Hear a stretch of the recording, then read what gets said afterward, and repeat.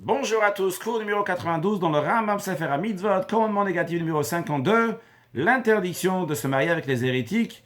Donc le Rambam fait référence donc aux non-juifs, interdiction de se marier avec eux, comme la Torah dit, le titratenbam, tu ne vas pas te marier avec eux. Qu'est-ce que c'est ce mariage? La Torah dit, bitra lotiten livno, vito lotikat livnecha, que ta fille tu ne vas pas donner à ton fils, à son fils, et sa fille tu ne vas pas prendre pour ton fils. Dans le traité Avodah Zarah, il est dit clairement qu'il s'agit de derech chatnut, que la Torah interdit de se marier avec eux. Celui qui transgresse cela, il y a différence dans sa punition. Si il a eu un rapport avec la non-juive, donc de manière publique, que tout le monde est au courant, alors celui qui le tue uniquement au moment même où il est en train d'avoir un rapport avec elle, le moment où il est en train de transgresser, eh bien il a reçu sa punition, comme on retrouve à propos de Pinchas, que Pinchas donc a tué Zimri, vu que Zimri avait eu un rapport avec une non-juive, et c'était en public, et c'était au moment même où il était en train d'avoir le rapport, qui les a tués. En effet, dans le Talmud, il est dit « Abol aramid kanaim pogimbo », celui qui a un rapport avec une araméenne, donc qui fait référence à une non-juive, les gens qui sont zélés, les gens qui sont pieux, le touchent ici dans le sens qui le tue. Mais uniquement dans les conditions que nous avons dit. C'est-à-dire, s'il a un rapport, et c'est de manière publique, et au moment même, comme c'était avec l'histoire de Pinchas, mais s'il n'a pas fait ça publiquement, ou bien qu'il n'était pas en train d'avoir le rapport à ce moment-là, même avec elle, eh bien, s'ils n'ont pas tué ces Canaïm, ces gens zéleux pieux, eh bien, dans ce cas-là, il est coupable de retranchement. Dans la Torah, il n'est pas dit clairement que cette personne va avoir le retranchement. Mais c'est expliqué du verset, parce que le verset dit car Judas a profané la sainteté du Dieu que Dieu a aimé, et bien en conséquence de cela, qu'est-ce qui va se passer? Que Dieu va retrancher cette personne-là qui a fait ça, donc il va retrancher tout être veillant et parlant. Donc on a déduit de là que la personne va voir le karet, le retranchement. Donc, en conclusion de tout ça, si quelqu'un a un rapport avec une non-juive et il y a des témoins et il y a un avertissement, eh bien, il recevra 39 coups, donc ce qu'on appelle malkout, la bastonnade, d'après la Torah. Rambam nous dit, sache cela, et ça a déjà été expliqué, tous ces détails-là, dans le traité Avodah Zarah et Sanhedrin. Commandement négatif numéro 53. L'interdiction de se marier avec les hommes qui descendent de Ammon et Moab, donc évidemment après qu'ils sont convertis, même après qu'ils sont convertis, on n'a pas le droit de se marier avec Ammon et Moab, ils n'ont pas le droit de rentrer dans la communauté juive, comme il est écrit, lo yavo Ammon mi Moab ibikal Hashem, que quelqu'un de Ammon et de Moab va pas rentrer dans la communauté de Dieu, l'expression c'est Ammoni, donc c'est un garçon qui est de Ammon, Moavi, un garçon qui est de Moab, celui qui transgresse cela, il reçoit la bastonnade, donc les 39 coups par le tribunal. Donc aussi bien donc le Ammoni, le Moavi, qui a eu un rapport avec la fille juive, les deux, ils vont recevoir le Malkout d'après la Torah, comme la Torah le dit, et les détails de cette mitzvah sont expliqués dans le chapitre 8 du traité Ibamot et à la fin du traité Kiddushin. Commandement négatif numéro 54, l'interdiction qu'on a été averti, que la Torah nous dit, de ne pas éloigner la descendance de Esav après qu'ils ne sont convertis. C'est-à-dire, une fois qu'ils se sont convertis, on a l'avertissement de ne pas les repousser, c'est-à-dire ne pas les repousser, dire on ne veut pas se marier avec eux, on a le droit de se marier avec eux. Et comme la Torah dit, l'autre est un Adomi, tu ne vas pas rejeter un Adomi qui vient du langage de Edom. Edom, donc, de quel descend Esav, c'est Edom, donc c'est sa descendance, donc de Edom, qui a Chichaokar, c'est ton frère, donc une fois qu'il s'est converti, tu peux te marier avec lui, tu n'as pas le droit de le rejeter.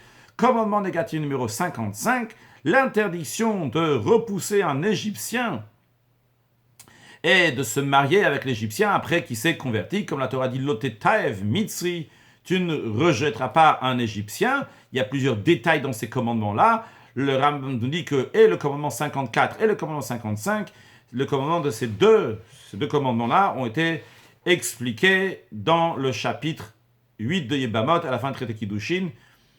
Commandement négatif numéro 354, l'interdiction qu'un mamzer, donc qui est né d'une relation illicite avec une des harayot, avec une des femmes qui sont interdites, sur lesquelles on est coupable de karet, de retranchement.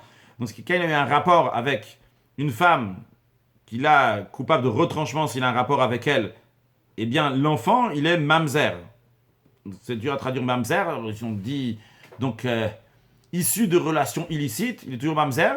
Il y a juste une exception, c'est si on a eu rapport avec une femme qui est nida, eh bien, donc qu'on a expliqué dans le cours précédent, c'est quoi nida? Eh bien, l'enfant, il n'est pas mamzer. Mais tous les autres sur lesquels on est coupable de carré de retranchement, c'est appelé un mamzer. En tous les cas, ce mamzer-là, donc il n'a pas le droit d'avoir un rapport avec une fille juive, se marier avec une fille juive, comme il dit, le yavo mamzer bikal Hashem, qu'un mamzer ne va pas rentrer dans l'assemblée de Dieu, celui qui transgresse cette interdiction-là, il reçoit malkout de 39 coups. Et les lois de ce commandement ont été expliquées dans le 8e chapitre du traité Yibamot et à la fin du traité Kiddushin. Commandement négatif numéro 360, l'interdiction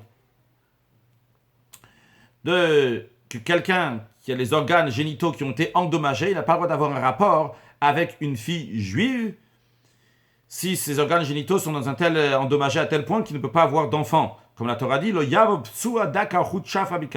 celui qui a les testicules écrasés ou l'organe sectionné ne va pas rentrer dans l'assemblée de Dieu.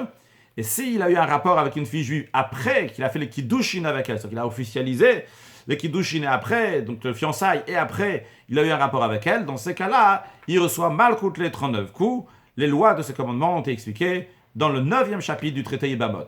Et on conclut avec le commandement négatif numéro 361, l'interdiction qui a été faite de castrer un mâle, que ce soit donc des animaux, que ce soit des êtres humains. Ça ne change pas, on n'a pas le droit de castrer, comme la Torah dit. Après que la Torah mentionne les sacrifices que nous n'avons pas le droit d'amener dans le temple, un sacrifice qui est maur, katut, venatut, vecharou, qui a les testicules qui sont froissés, écrasés, rompus ou coupés. Et la Torah dit, uve atzechem lo ta'asu. Et dans votre terre, vous n'allez pas faire. La Torah ne dit pas uva aretz lo ta'asu, dans la terre, vous n'allez pas faire. La Torah rajoute uve atzechem. Il y a le chaf et le même qui sont en plus ici, dans lequel on apprend, dans le Sifra et de même dans le Talmud, on apprend que ce chaf et ce même qui sont en plus, c'est pour dire ubachem lo ta'asu, que vous n'allez pas faire ça dans vous-même, donc vous n'allez pas castrer un mâle. Celui qui transgresse ça, il reçoit la bastonnade, donc malkout les 39 coups. Dans le traité Shabbat, dans le chapitre Shmona Shratzim, là-bas le Talmud ramène une braïta qui dit la chose suivante. D'où on sait que c'est interdit de castrer un mâle, parce que la Torah dit uve artsechem lo ta'asu, vous n'allez pas faire dans votre terre, comme vient de le mentionner il y a un instant. Et le Talmud rajoute, même si quelqu'un va castrer après quelqu'un qui a déjà castré, eh bien, il sera coupable. On va voir dans l'explication dans un instant.